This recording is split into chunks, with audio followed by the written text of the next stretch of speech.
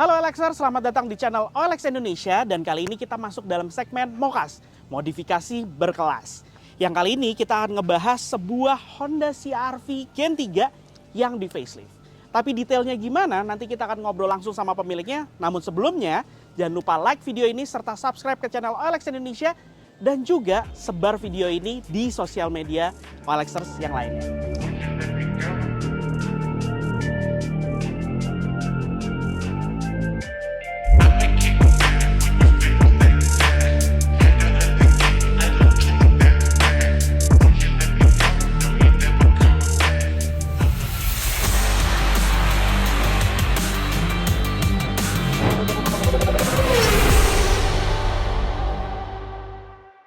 Nah, Mas Yus, Ya. sekarang gue pengen ngebahas nih ya. Tadi kan gue bilang bahwa mobil ini sudah dimodifikasi, yang mana untuk CR-V Gen 3 ini sebenarnya ini adalah versi facelift pertamanya ya. Betul. Oke, gue pengen tahu dong Mas Yus, apa aja sih yang dilakukan oleh Mas Yus sendiri untuk melakukan facelift di Gen 3 ini? Oke, sebelumnya ini memang sebetulnya mobil tahun 2008. Oke. Kan? Jadi ketika misalkan dari 2008 itu, ketika misalkan di facelift itu ada di 2010. Betul. 2010 belum masuk Gen 4 tapi masih Gen 3. Oke. Yang terjadi perubahan itu ada di pertama di kap mesin, Oke. grill atas, Oke. bawah, sama bumper. Nah, Oke, tapi lampu masih tetap yang lampu lama masih ya, sama ya? Sama, karena sebetulnya dudukannya sama kok dia. Oke. Terus memang ganti kap mesin, Mesin. ini karena ada perbedaan tonjolan Ya, di grill ini ya? Betul.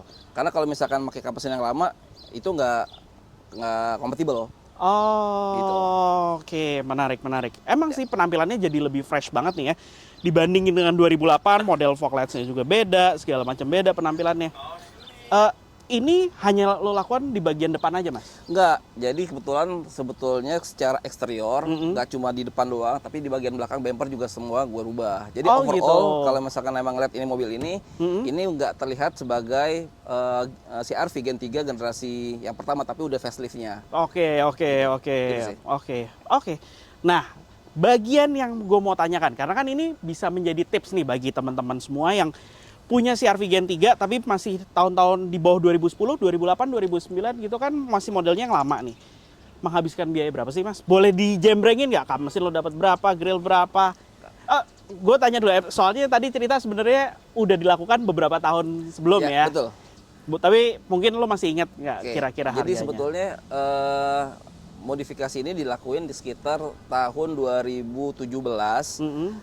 17 dilakuin, terus akhirnya memang bikin sendiri awalnya. Jadi sebetulnya memang beli kap mesin. Kap mesin itu di tahun itu mungkin harganya sekitar 2 jutaan. Oke. Terus Copotan ya itu ya? copotan. Oke. Terus grill sama ini itu kena sekitar 2 juta juga. 2 jutaan.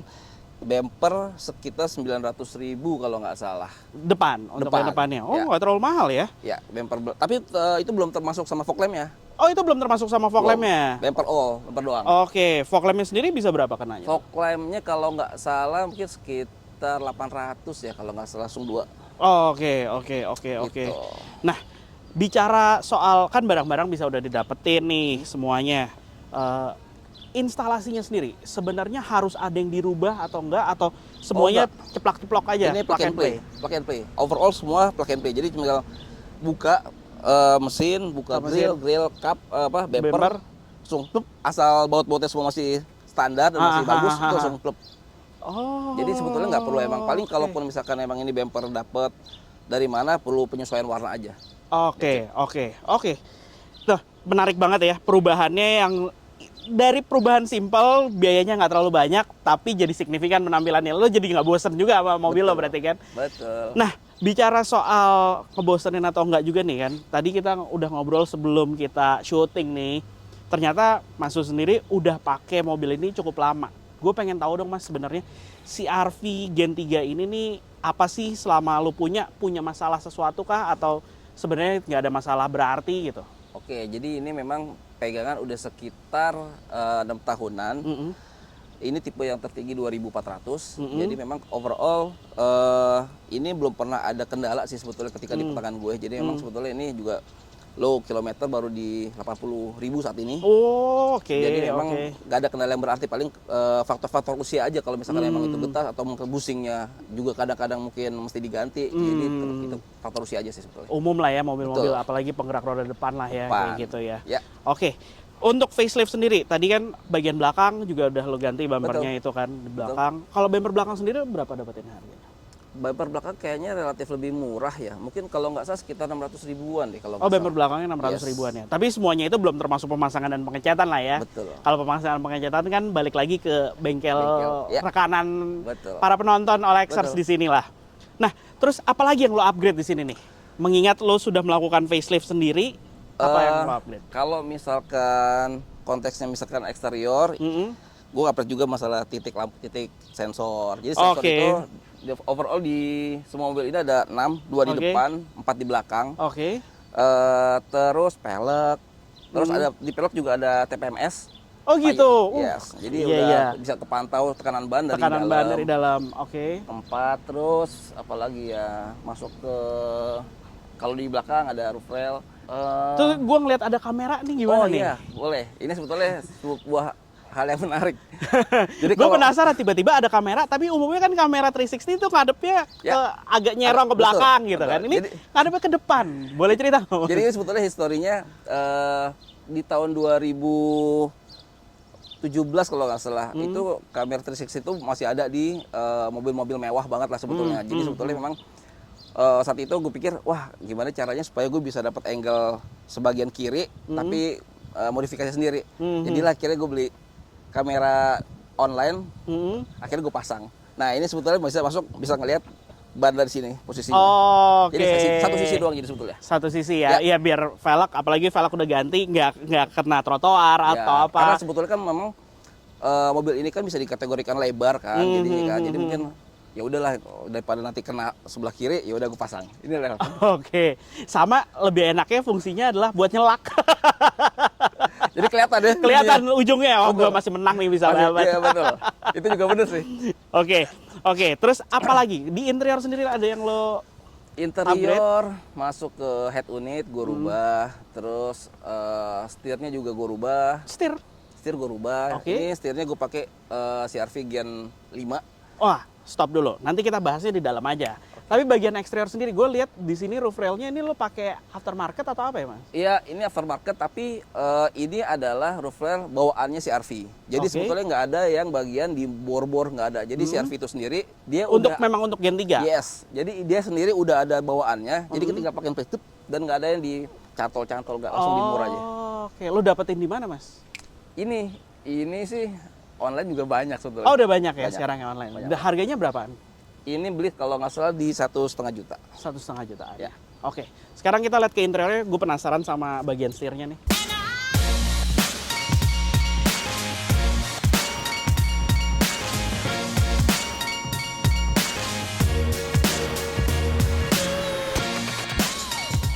Oke, kita sekarang masuk ke interiornya nih ya. Pas masuk ke interior, ternyata gue lihat setirnya nih langsung menarik perhatian mata. Nih setirnya punya gen berapa berarti? Gen 5. Gen 5. Ya. Oke. Lo ganti setir Gen 5 ini, Mas.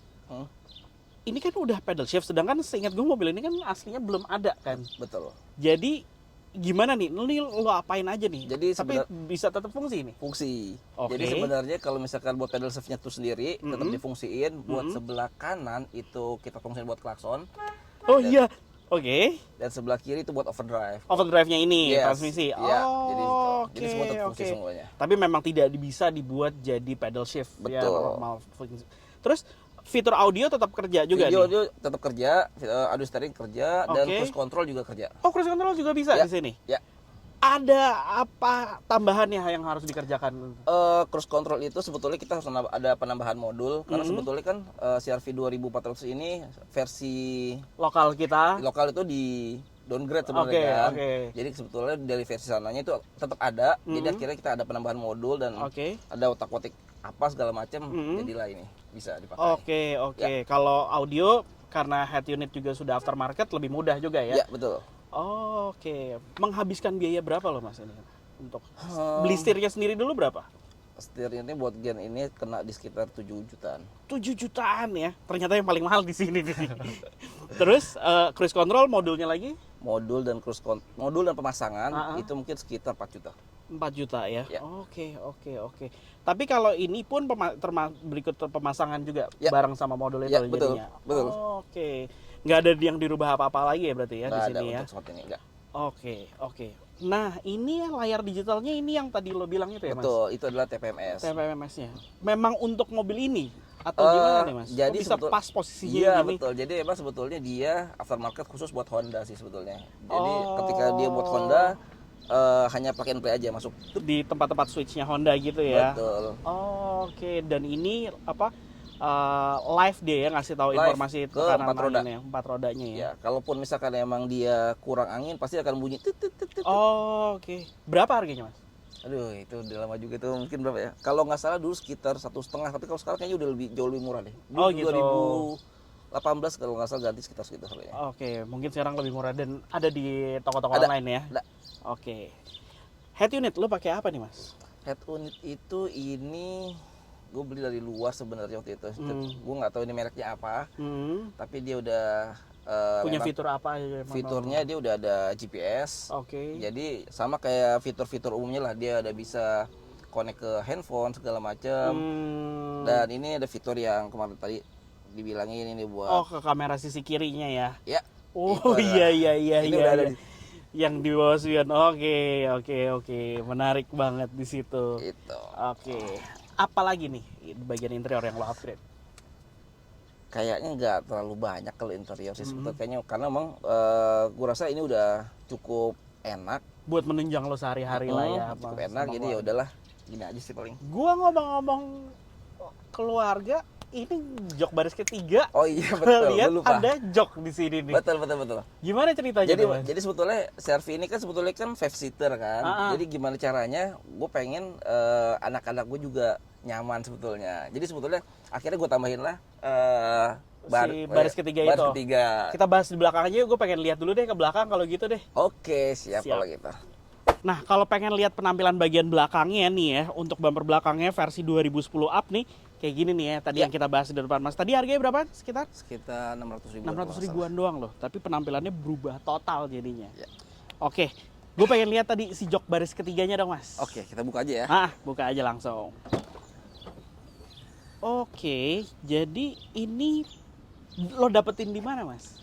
Ini sebetulnya udah banyak di marketplace juga udah ada sebenarnya. Jadi tinggal kita cari di spesifiknya juga tinggal tanya misalkan di tahun berapa, dia kan udah ada bentukannya mereka sebetulnya. Dan ini plug and play juga.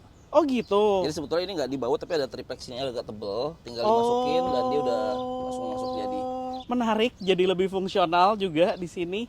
Tapi ya memang kapasitas bagasi agak berkurang lah. Betul, ya. Dia bisa disiasatin banyak cara sih. Tapi dia modelnya adalah sudah menjadi satu dengan board ini ya. Ya, udah menjadi satu. Berapa Mas harganya? Ini kalau nggak salah belum lama sih sebetulnya. Ini kemarin dapat sekitar 3,6. 3,6 ya. Oke, dia emang berarti sebenarnya si penjual ini juga menjual untuk beberapa mobil lain ya? Ya, betul sekali. Oke. Menarik. Siap. Oke. Sekarang kalau mau tahu mesin ada yang lo oprak-oprak?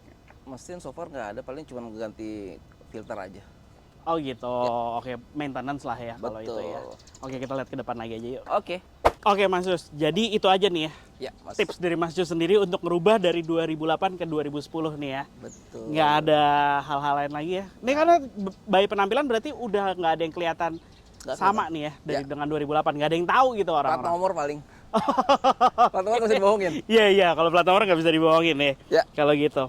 Oke Mas Jus, terima kasih ya udah mau datang sini ya. Sama-sama. Semoga video ini juga bisa menjadi inspirasi bagi OLXers yang punya CR-V Gen 3 2008 yang pengen di facelift ke 2010 up. Oke. Jangan lupa like video ini serta subscribe ke channelnya OLX Indonesia dan juga jangan lupa di share videonya ya. Terima kasih telah menonton video ini. Dadah. Phone started jumping, what a day. Swear to God I need it, now I can't afford to wait. I just had a fan hit me up from Kuwait. Told him this would happen and we not a minute late. Seen him down bad, now they tryna hate. same ones try to hit me for the raise.